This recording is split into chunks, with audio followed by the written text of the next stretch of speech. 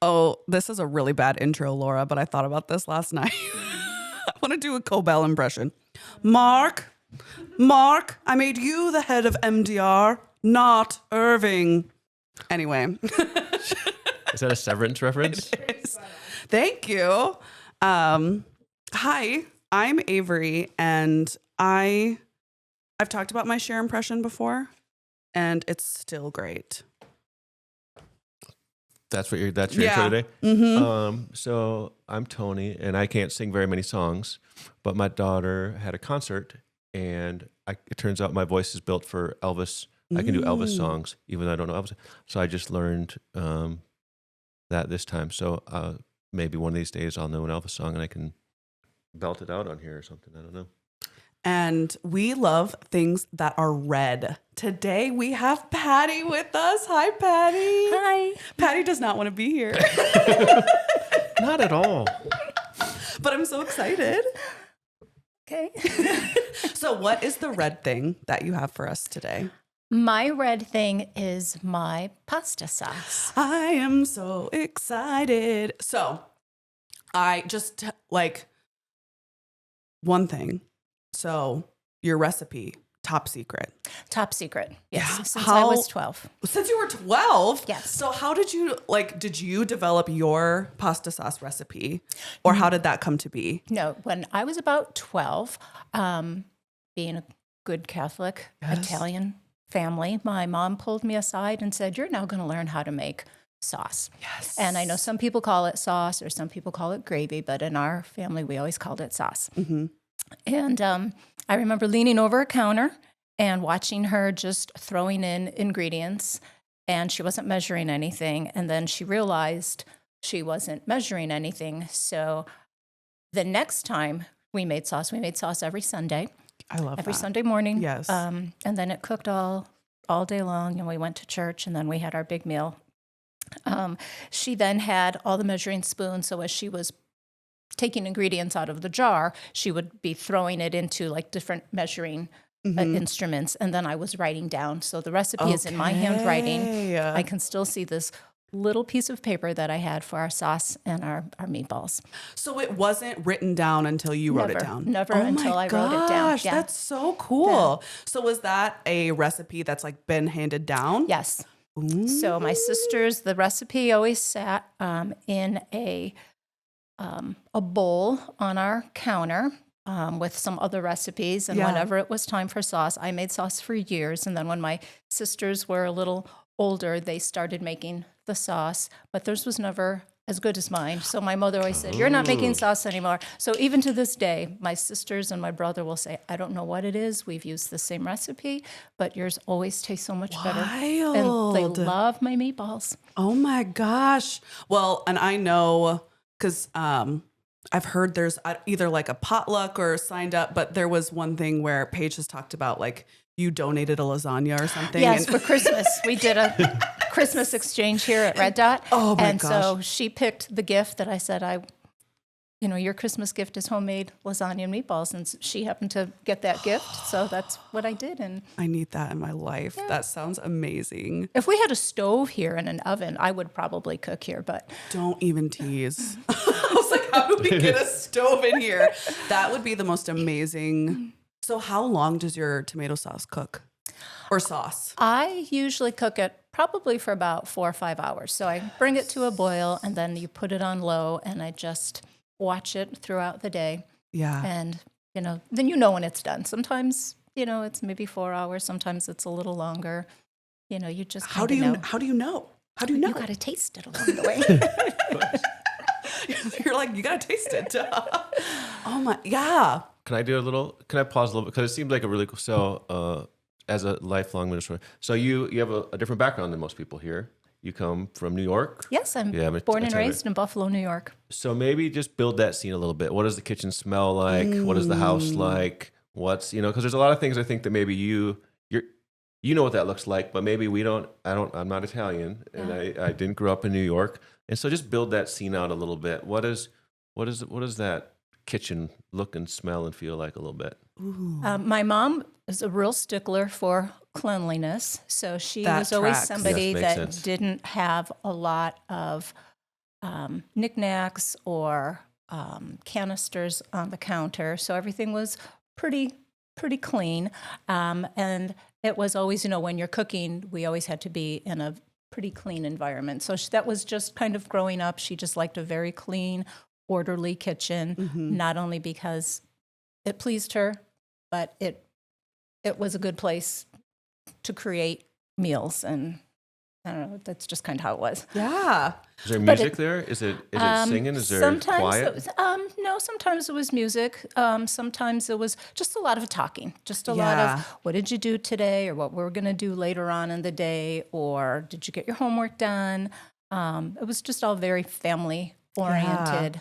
Is it one of those kitchens where like everybody's in the kitchen? Is it like all it's the chaos. Yeah.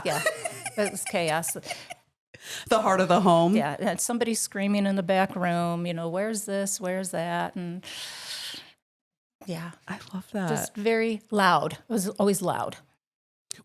So Sunday meals, would that be just your immediate family? Would you have more people over? Usually it was just our immediate family, unless it was a holiday. Then everybody went to my grandmother's house. And if you want to talk about smells, Yes, please. mint and basil, and she had a cherry tree in her backyard. So you just get all of these wonderful herbal flavors, meat. There was always something baking, in the oven, or a cake or a pie cooling off. So it's just this medley of different aromas. And to this day, there are certain smells or aromas. Like if I'm it could be another friend's house, or if it's something I'm cooking, it will take me right back to, oh my God, it smells just like Grandma's kitchen. Yeah. So scent is the strongest sense that's tied to memory. Correct. And I learned that when I was working at Bath and Body Works in college. And selling candles. And I would tell people that if they were like, oh, this candle smells so good. I'm like, well, it's the closest thing linked to memory.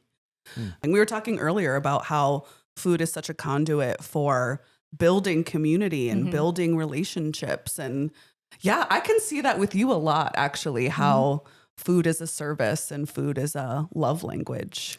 Absolutely. Yeah. And in fact, I know this might sound kind of morbid, so you don't have to add this if you don't want to. But whenever someone passes away, whether it's a friend or a family member, that is like the first thing I do is I immediately make a tray of lasagna and meatballs and just run it over to somebody's house, and just the response that you get. Those are the things that so people really And remember. a really dear friend of mine's mom passed away recently. So I just said, I've got dinner all taken care of. Don't worry about it.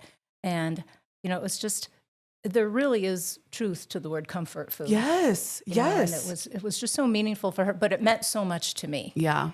Because I imagine you use your sauce when you're making these lasagnas. Yeah. Oh. But when you're in those situations, you don't really know what to do for anybody. And everybody says, no one knows what to ask for either, because it's So- just, you're at a loss. And that's the perfect thing. Oh, so I want to ask you, because when I was talking to you earlier, you told me a great story about your dad and his sauce. Yeah, it was just a few years before my dad had passed away. He was really sick for quite a long time. He was in a pretty good shape for a short spell, and he wanted to make sauce. And I went home for a couple of weeks to be with him. So he was in the kitchen cooking, and I was visiting with my mom in the living room. And every now and again, I would go in and out of the kitchen just to keep an eye on him, just to make sure he was okay. And I just said, hey, how's it coming? And he's like, oh, I'm doing well. And I said, how's the sauce coming? Really well. And then all of a sudden, he had a shirt with a pocket. And he pulls out this little white piece of paper, and he held the paper really close to his chest, and he opened it up to read it. And I said, what are you doing? And he's like, I'm just checking the recipe. And he folded it up again, and he put it back in his pocket. And I'm like, Dad. Just like the most. I know that recipe like the back of my head. And you're walking around like very stealthy with this secret recipe, but that is how coveted. But it's the same recipe. It's the exact same I thought it was like your dad's special version of No, it's the same recipe.